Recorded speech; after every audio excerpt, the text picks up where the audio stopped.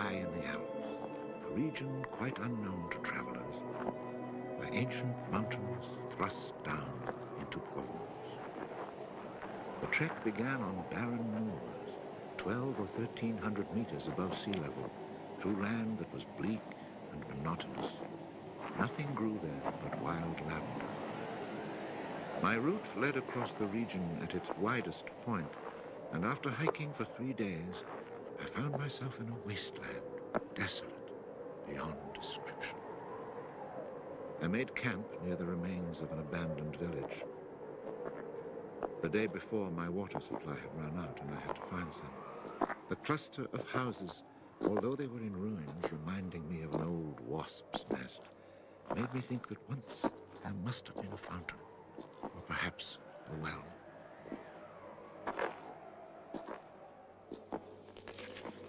There was indeed a fountain, but it was dry.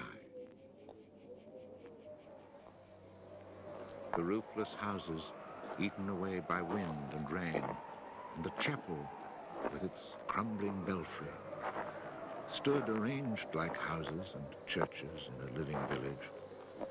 But here, life had vanished.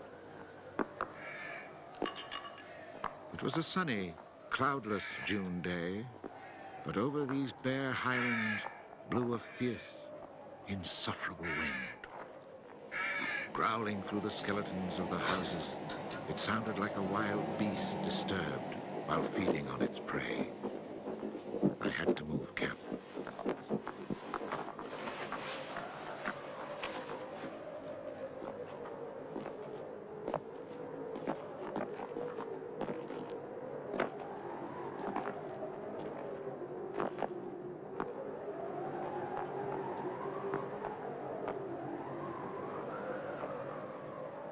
After 5 hours of walking, I still had found no water, and I could see nothing that gave me hope of finding any. Everywhere, I came upon the same drought, the same coarse weeds.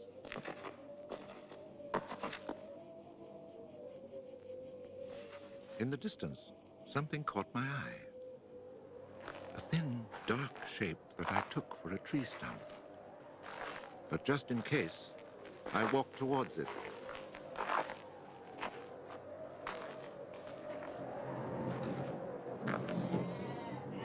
It was a shepherd, and beside him, resting on the burning ground, lay about 30 sheep.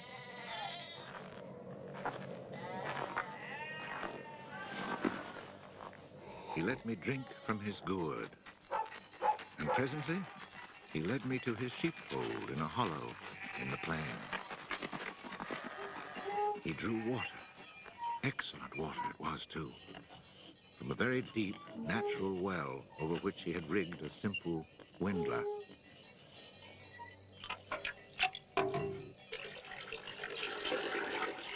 The man spoke very little, often the way with people who live alone, but he appeared sure of himself and confident in his assurance. It all seemed somehow strange in this barren land. He lived not in a hut, but in a real house, a stone house, whose walls clearly showed how his own labor had repaired the ruin it had once been. Its roof was solid and strong, and the wind on its tiles sounded like the sea upon the seashore. Inside, it was neat and tidy, dishes washed, floor swept, shotgun oiled. His soup simmered over the fire. And I noticed that he was freshly shaved, that all his buttons were firmly sewed on, and that his clothes were darned with that meticulous care which makes the mend invisible. He shared his soup with me.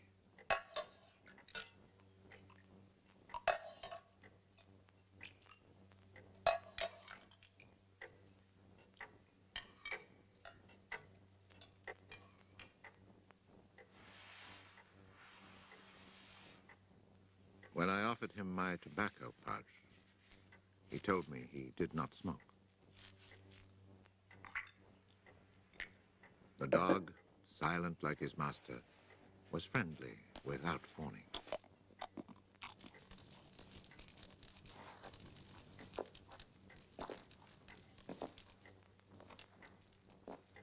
It had been agreed that I would spend the night.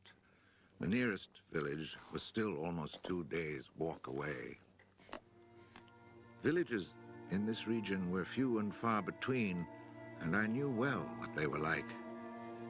4 or 5 of them were scattered over the slopes of these highlands, each one at the very end of a cart track among copses of white oaks. They were inhabited by charcoal burners. The living was poor, and families huddled together in a climate very harsh both in summer and winter found their struggle for survival made more bitter by their isolation. There was no relief. Their constant longing to escape became a crazy ambition. Endlessly the men carted their charcoal to town, then returned home. Even the most stable characters crack under the constant grind. The women seethed with resentment. There was rivalry in everything.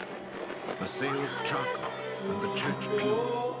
They were rivals in virtue and rivals in vice. And the battle royal between vice and virtue raged incessantly. And always there was the wind. The ever-present wind constantly grating on the nerves. There were epidemics of suicide and many cases of madness, nearly always ending in murder.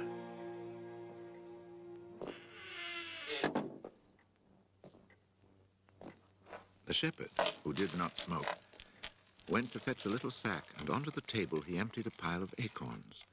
He began to examine them very carefully, one by one, separating the good from the bad.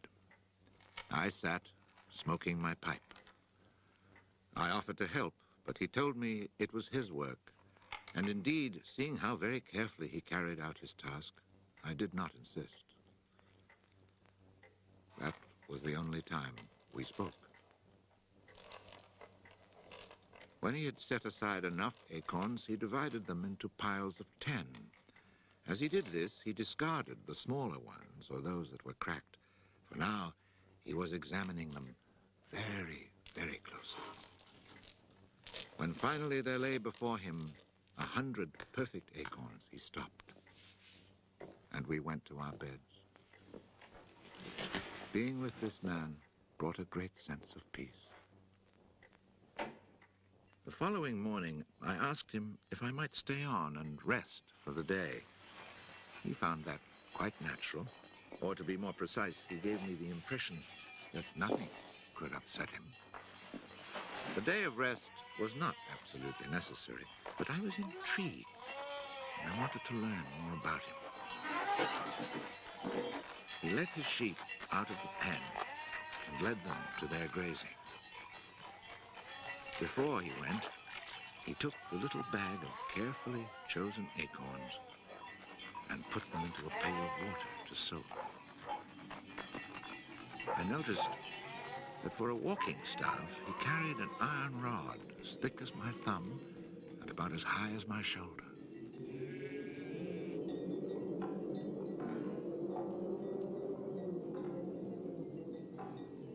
Pretending to take a leisurely stroll, I followed him at a distance, but keeping on a parallel path with him.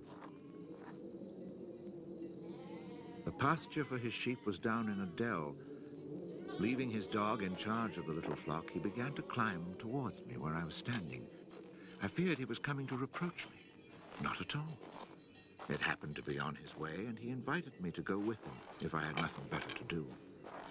He was going a little farther on, to the top of the hill.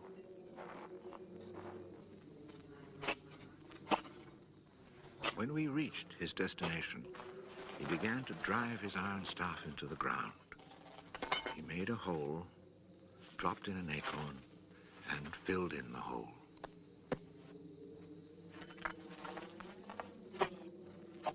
He was planting oak trees. I asked him if he owned the land. He said no. Did he know who owned it? He did not. He thought it was common land, parish property, or perhaps it belonged to people who did not care about it. That did not concern him.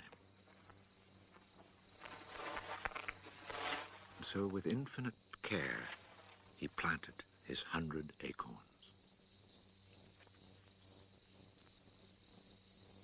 After the midday meal, he began to sort out more of his acorns. I suppose I must have been quite insistent with my questions, because he answered me. For 3 years, he had been planting trees in that desolate country. He had planted 100,000. Of the 100,000, 20,000 had come up. Of these, he still expected to lose half, either to rodents or to any of the unpredictable things which only Providence can account for. That left 10,000 oaks to grow on this tract of land where before there was nothing. It was then that I wondered about the man's age. He was clearly more than 50. 55, he told me. His name was Elzéar Bouffier. He had owned a farm down in the lowlands. It had been his life. He had lost his only son, and then his wife, and had withdrawn into this solitude where he was content to live quietly with his lambs and his dog. It was his opinion that the land was dying for lack of trees. He added that having nothing very important to do himself, he had resolved to remedy this state of affairs. I was young and only thought of the future as it affected me and my search for happiness. So I told him that in 30 years, those 10,000 oaks would be magnificent. He answered quite simply that if God granted him life, in 30 years he would have planted so many more that these 10,000 would be like a drop of water in the sea. Already he was studying the growth of beech trees and had a nursery full of seedlings grown from beech nuts. They are quite beautiful. He was also thinking of birches for the dales, where he told me there was moisture just below the surface of the soil. The next day, we parted. The following year came the First World War, in which I was engaged for 5 years. An infantryman was hardly likely to have trees on his mind.